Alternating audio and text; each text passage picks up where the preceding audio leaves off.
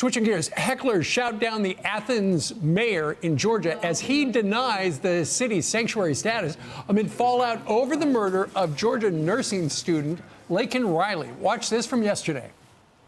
This term sanctuary city doesn't have a sole legal or procedural definition. That term means different things to different people depending on the context of the discussion. You're a liar. We're here to listen. Liar. There'll be time for questions. You are guilty and got blood on your head. Right. I don't think he had that imagine that was going to happen when he called that press conference. Here is the reaction. Attorney General for the great state of Georgia, Chris Carr, who joined us yesterday to talk about this. His daughter, by the way, is a freshman at UGA. Chris, welcome back. Well, thanks again for having me. I appreciate it. You know, you said something yesterday that we did not realize, and that is that Athens, Georgia, the home community for the University of Georgia, is a sanctuary city. We did not realize that until you said that yesterday.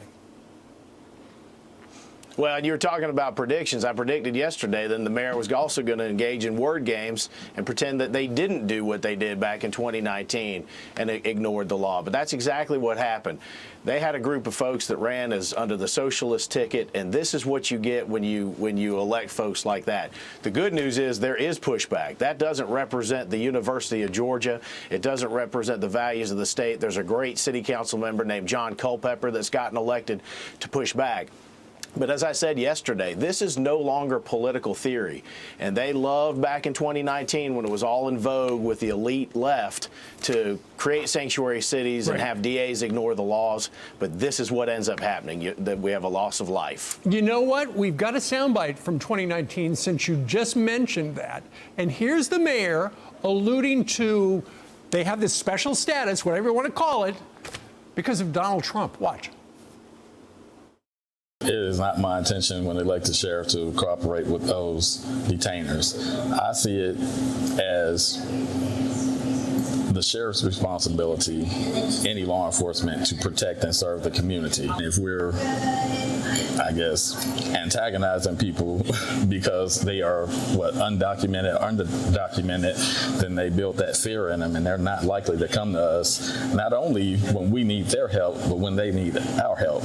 So that's not something we'll be doing. We won't be doing any type of roundups. We won't be attributing to that culture of fear.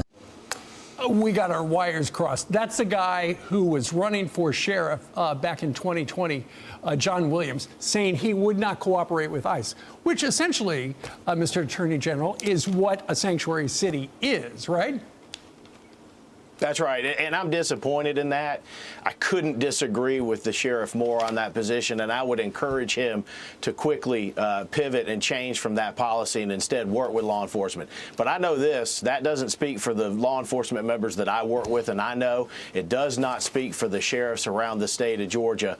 But you know what, guys, I lay this squarely at the feet of the mayor and those 3 or 4 members that ran under the socialist ticket in Athens, Georgia.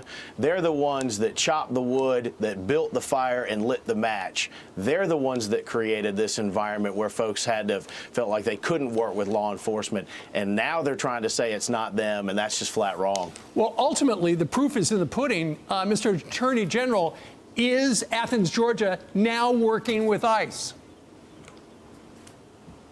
I hope they are. I hope that this uproar and realizing that now that we have literally lost a life, we need to work together. Yeah. That they've changed it. But also, let's not forget, the President of the United States right now can do something at the border. He can right now deport those that have been convicted of crimes and run through the process. Something needs to happen. Congress also has to get back together and put together a bill that makes sense, that will protect all Americans. Right, exactly. And yesterday, the White House said that perhaps sanctuary cities should start working with ICE. Let's see if anybody listens.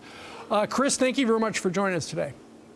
I'm Steve Ducey. I'm Brian Kilmeade. And I'm Ainsley Earhart. And click here to subscribe to the Fox News YouTube page to catch our hottest interviews and most compelling analysis.